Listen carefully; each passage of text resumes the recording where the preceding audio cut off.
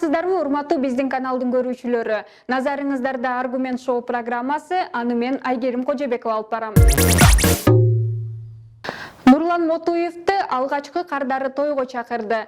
Ырчылык таланты ачылып, улам бир ырды ырдап, коомчулуктун кызыгуусун жаратып жаткан саясатчы Нурлан Мотуев Фейсбуктагы өзүнүн баракчасына тойлорго чакыруу келип жатканын жарыялады.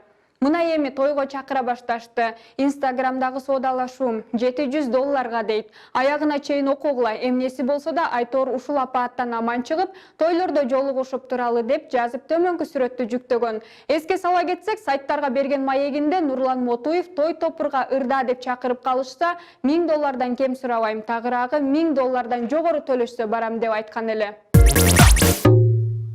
Ырчы Анжеликанын үлпөт тою Эйфель мунарасында болушу мүмкүн.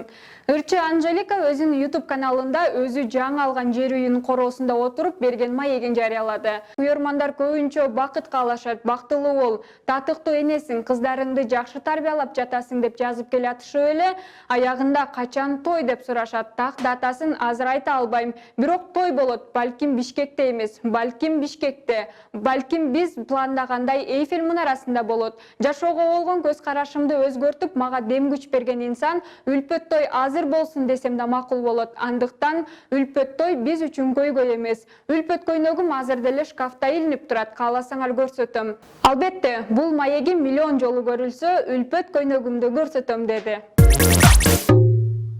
Азамат Исмаилов: аялга жардам берүү намыс эмес, сүннөт.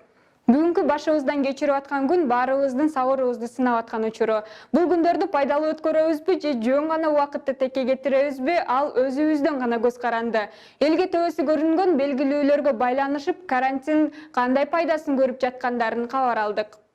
Буга чейин убактымдын көбү жумуш менен өтүп, үйгө кеч келип калчу элем. Бул жолу келинчегиме жардам берип атам. Экинчи баламдын төрөлгөнүнө 4 ай болду. Үйдүн, баланын түйшүгү оңой эмес да. Негизи буга чейин деле үй иштеринде аялыма кол кабыш кыла койчумун. Кээ бир эркектер муну намыс көрөт эмеспи? Жок, бул намыс эмес, сүннөт. Азыр келинчегиме каралашканга көп убакыт артып жатканы мен үчүн пайда болуп турат деп билдирди Азамат Исмаилов.